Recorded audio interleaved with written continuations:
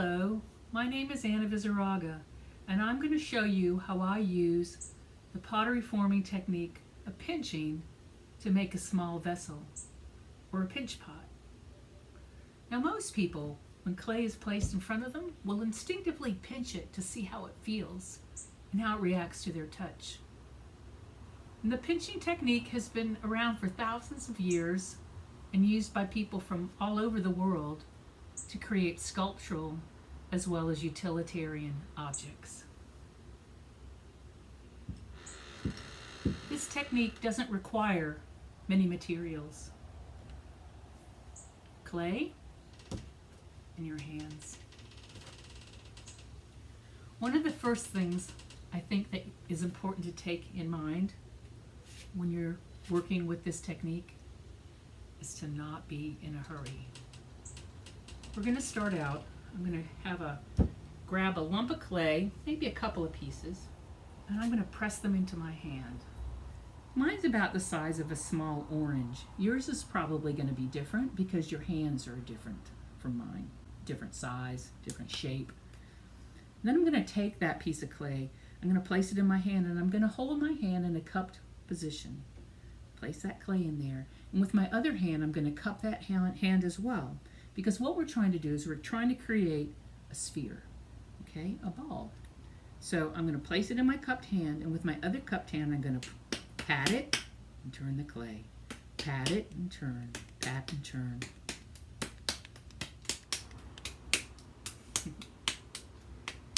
You might want to roll it in your hands. I'm going to roll it on a surface. However you think you can get that piece of clay shaped into a ball. Then I'm going to take my non-dominant hand. I'm going to place that ball in my cupped hand. And then with my other hand, I'm going to use that thumb. I'm going to press it and turn it at the same time into that ball of clay. It's opening the clay up, forming a hole, and going deeper, as you can see, into the ball of clay. You can see the little opening I made here. I'm going to begin pinching now. And this is where you really need to take your time. I'm going to use my hand, as you can imagine, since it's called a pinch technique, in a pinching motion. With my fingers, I'm going to pinch, release, turn the clay. Pinch, release, turn the clay. And I'm going to work really slowly, so if you watch what I do, hopefully you can see how slowly I work. So I'm going to take my thumb, it's placed right below the surface of the clay right here. I'm going to place my fingers, my index finger and my middle finger. I'm going to imagine that my finger is right over there. Hopefully I can feel it. And you want the thickness of the bottom maybe to be about the thickness of your little finger. I'm going to take it, and now I'm going to begin pinching. Turn, pinch, release, turn, pinch, release, turn. And what I'm trying to do here is make one full rotation. I'm going around this one whole area down here, just down here on the very bottom of this piece.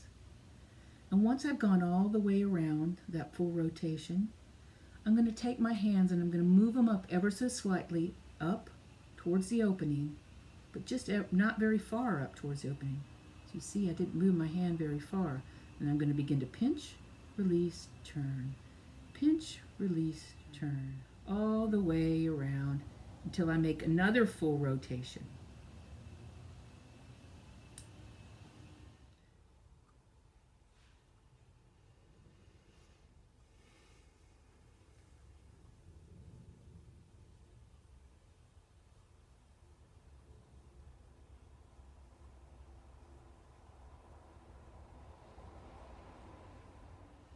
The idea behind making a pinch pot, if you work slowly, methodically, and if you move your fingers the same distance or same amount of distance every time, and you try to pinch with the same pressure, that the walls of the object that you're building will be will have about the same thickness throughout.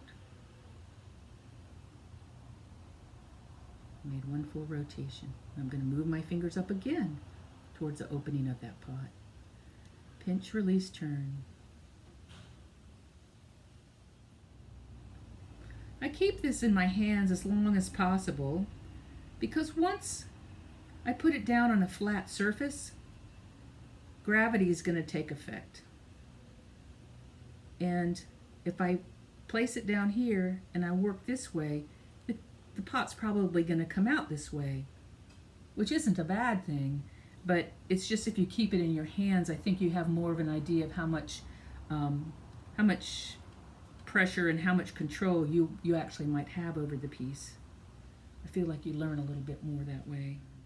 And sometimes I recommend that you close your eyes when you're pinching, because your sense of touch is really awakened. And you get a better feeling, or you can actually feel it, I think, a little bit better, what your hands are doing and how that clay is reacting to the pressure of your pinch. You can always experiment with pinching it really hard or pinching it really gently. You'll see how that really changes the clay. But I'm going to be pinching it real slowly. I'm going to be turning it real slowly. And I'm going to be pinching it just enough so that I feel the clay kind of squishy between my fingers. Sometimes I'll take it and I'll tap it on the flat surface because I want to maintain, at least for now, a thick amount of clay on the top so that I have plenty to use when I get to that portion of the pot when I need to pinch that area. So again, tap it a little bit. And I'm going to return back to pinching. Pinch, release, turn, pinch, release, turn. Now, at some point, you might feel like you want to use your hands in a different way. And you can think about using your thumb.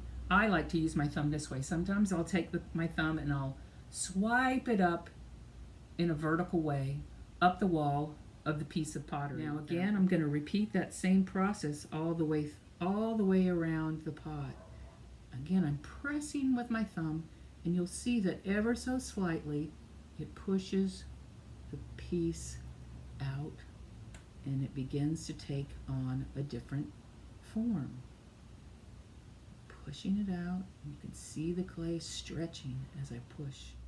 Again, and I might tap it again.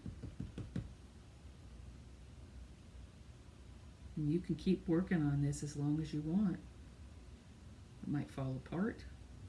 That might be a good experiment to see how far and how thin you can make your pot before it might fall apart, before it might collapse.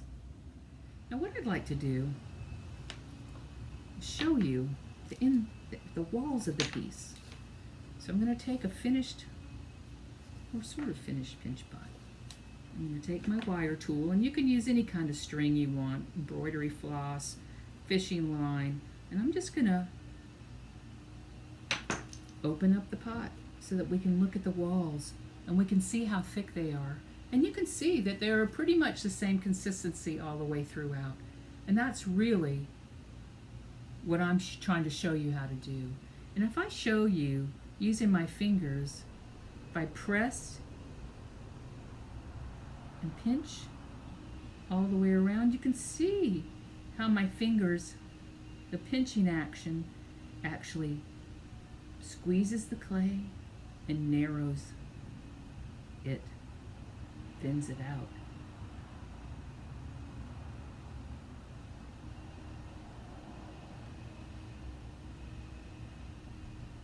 Tap it again. Check the rim, see what it looks like. Maybe give it a few little changes, and then when I'm ready, I place it on the table, and I might give it a little tap, holding it in both my hands, tapping it, so that it'll sit flat, if I want it to sit flat. So that's my pinch pot. What I can do now is to change the surface, is I can use lots of different tools, but I usually like to go out and pick sticks Sometimes I'll use a pencil, some kind of wooden tool, not plastic because it'll stick to your clay. But I'm going to add some decoration, some pattern to the exterior, to the outside portion of the pot, just like I did with this one, or this little pot here. So I went outside and I found a nice little stick that I thought was suitable. You might want to try getting some different sizes. And I usually break it, and then I might test it on another piece of clay just to see if I like the marks that it makes. But I'm going to use the end of this stick, and I'm going to hold it. I can hold it in my hand if I want to, but again, I'm going to be pressing on this clay, and so if I don't want it to be distorted, I'm going to put my hand behind the area that I'm working on and press the stick into it.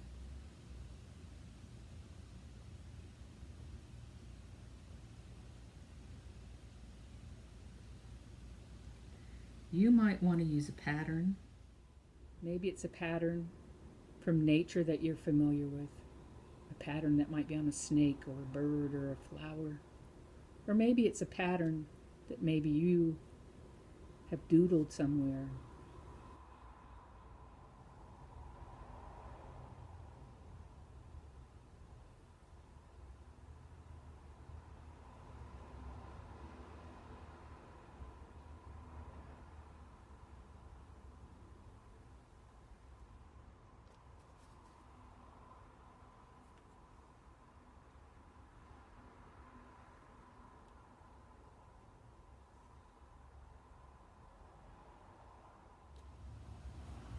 It's still soft enough, and I can still change it a little bit if I want to.